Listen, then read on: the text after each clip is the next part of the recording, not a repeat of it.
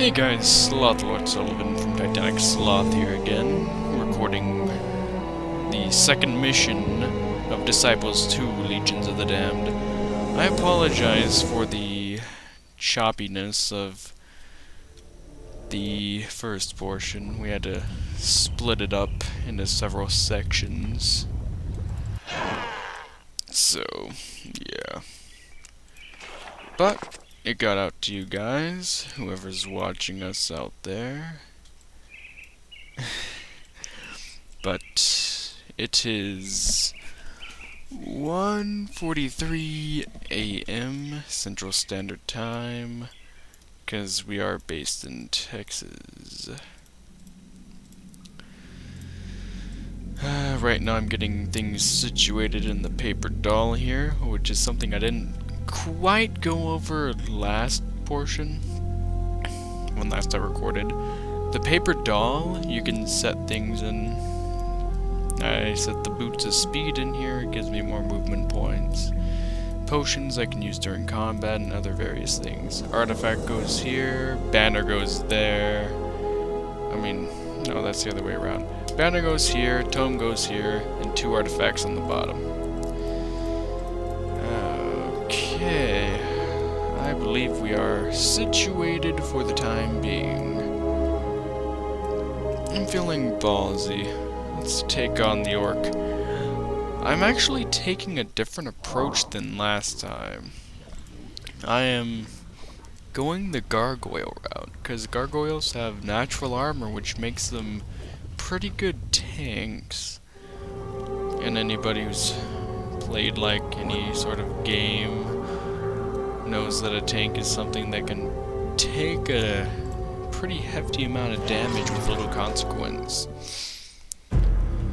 And as a part of this mission, we're given Bethrazin, basically the demonic deity of the Legions of the Damned. He's trapped in a little boy's body, which was explained in Disciples Sacred Lands, the first installment of the Disciple series. In this mission, he deals a whole lot of damage and can paralyze, which is amazing. He also starts out with some decent units, which never hurts.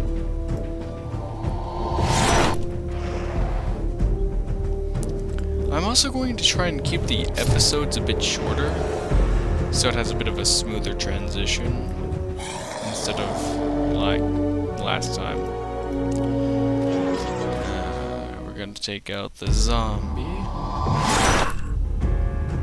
And as you see there, Bethazin's attack paralyzed. I believe it has a 90% chance to paralyze.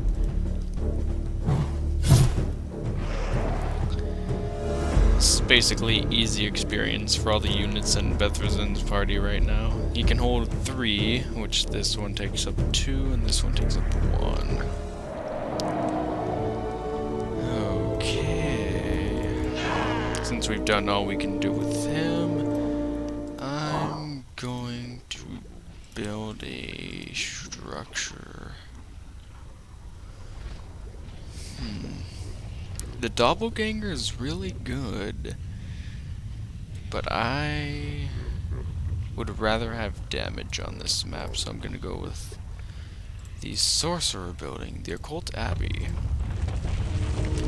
Since we're rolling with a cultist in the back row this time. And since our leader was max level last time and is dealing a nice amount of damage, I'm going to go after this orc. Okay.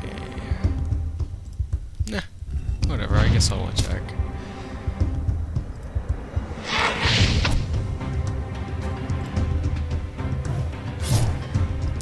And we come pretty close to taking out the orc on the first turn, which is amazing.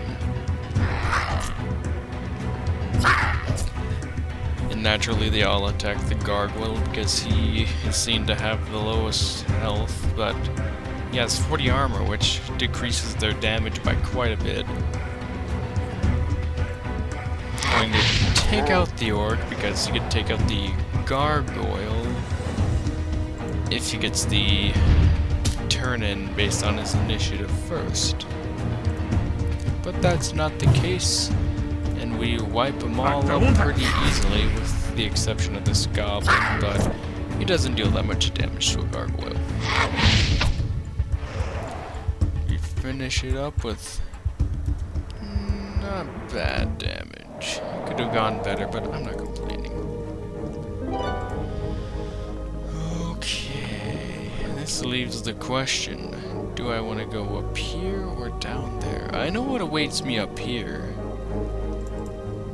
Whatever. I guess we can meet Bethesda. I have returned. No, I don't want to go up here with him. It's too dangerous. I'm going to use the potion I got on that fight. And my gargoyle. We will thus meet your lands, mortal. From Thregra, Lord of the Undead Hordes. I apologize, I suck at doing imitation voices. And they attack us, which saves me a turn. I'm going to take out the Nosferat because, in case any of you didn't know, the Nosferat is the strongest hero in the game if you can actually get him up high enough. I say the strongest unit because he deals ridiculous amount, well, not ridiculous amounts, but a hefty amount of damage at the higher levels, and the Nosferat, as a hero, gains half of what he heals himself for in a turn, of course. So if he deals 80 damage to 4 units, he gets 160 health back, which is pretty nice.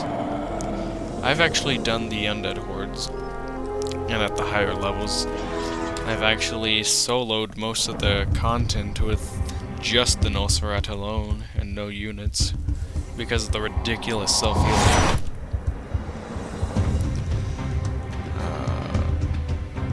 Oh man, that was a bad idea. I hope my devil goes first so I can defend with him. Nope. Oh well, I guess I'll suffer the consequence. It's not that big of a loss. Bethesda can paralyze. As long as there's nobody going after the back row, then we're good. Take him out since he's not crowd controlled. And the Berserker, hopefully, yeah, takes him out. And with this party, there'll be a lot of leveling up pretty quickly. Oh man. I'm gonna go from the bottom. It doesn't really matter which one I attack first. I have a feeling the Berserkers are going to die, but it happens. As I said in the first episode, I'm not going to be reloading any saves that often. Unless it's forced, like if Bethesda dies because I'm a total noob. Then it will reset the mission from the last saved point. I can't carry on without Bethesda, unfortunately. He's a detrimental character. And if this party had been alive, I would have been absolutely screwed because the 2 ghosts in the back. And Bethesda only has wards against mind. Oh man, I think I might have to build the buildings for the Possessed, because they're gaining experience at a ridiculous rate. Now, how do I have a Berserker at, well, without even having the Unholy Gate built? Well, the level provided us with 2, and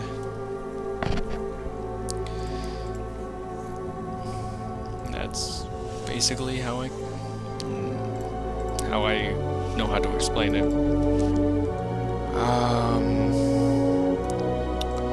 I'm going to take out this building before they can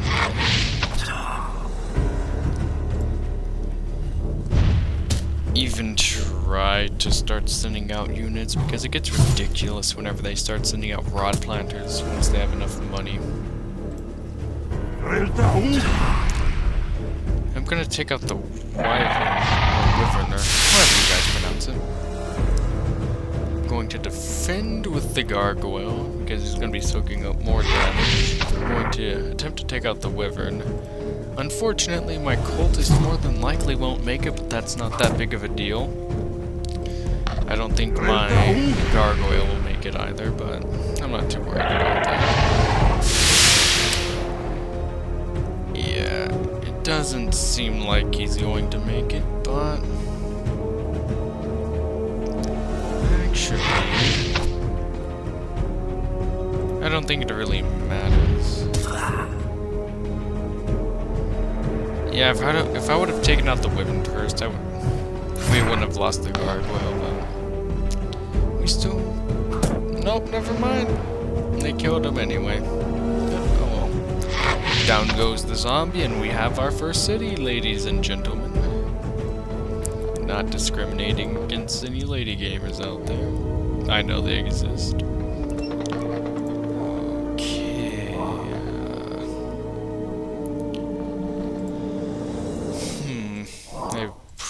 Can't build a building this turn. Nope, I do not possess enough for gold.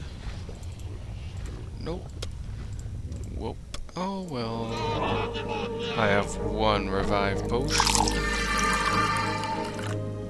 I'm not going to waste any healing potions. Up here is a pretty nasty unit. It has a vampire in it. One of the higher level Undead Hordes units. I'm gonna go around this way to avoid any further conflict.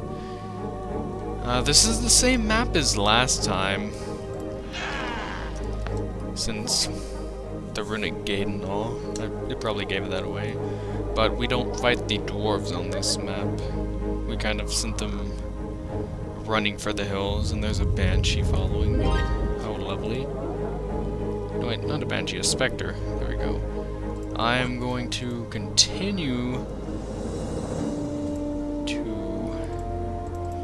go this way. I'm not going that way. I could probably take that city with Bethrazin. I can definitely take that troll down there because of the paralysis. I can attack before the troll can even make a move, which is lovely. I still don't have enough money for that. Ah, crap. Well, we're gonna get another gold mine soon, so it's not that bad. Nope, I'm just going to sit for a turn and wait it out.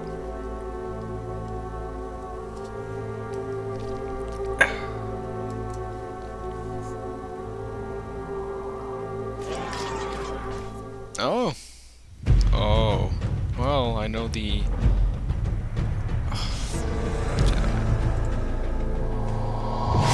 More than likely, they won't be able to kill me. Well, they'll be able to kill the Berserker in the first turn, because 50 plus 50 equals 100, and he has... Yeah, bye-bye, Berserker. I'll be able to slowly take these guys out. This is not the fight I would have liked to do. I would have liked to kite these guys back to the capital where my stronger unit is, but yeah, it happens. Both front units paralyzed. I can take out the back unit with ease.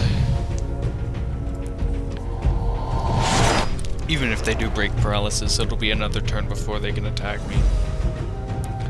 And unfortunately, both of them break it at the same time, so Bethrazin will be taking some more damage. But we take him out.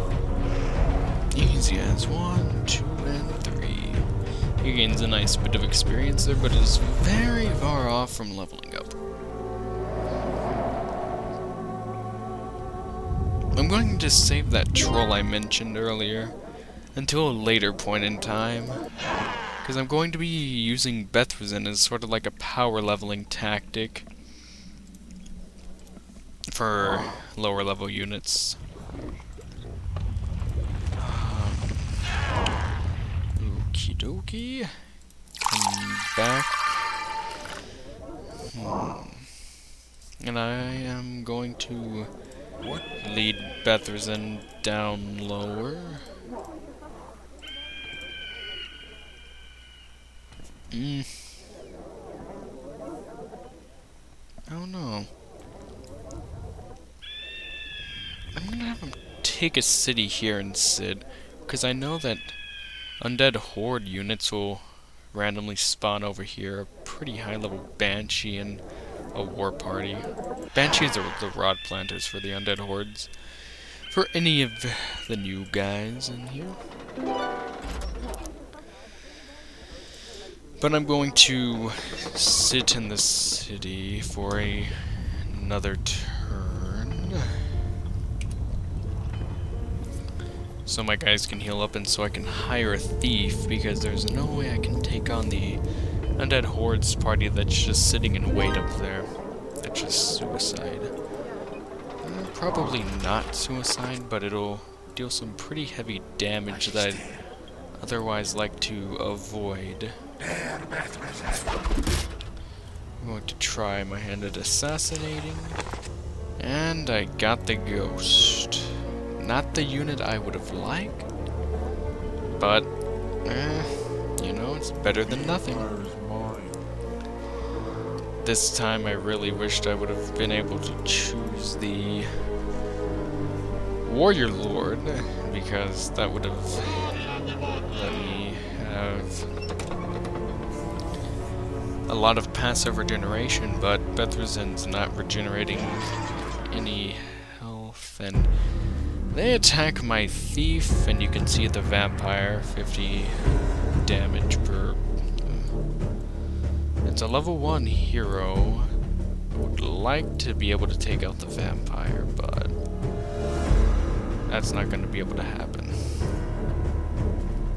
The vampire would have given some lovely experience.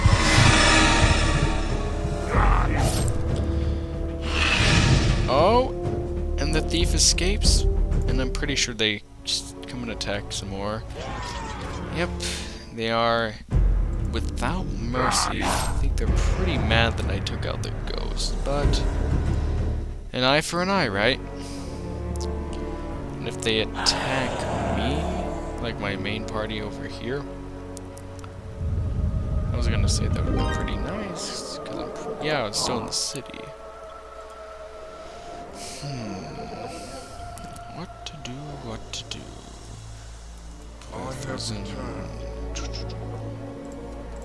Have him pick up some treasure, potion of restoration. Yeah, I can take that out. Hopefully, in theory.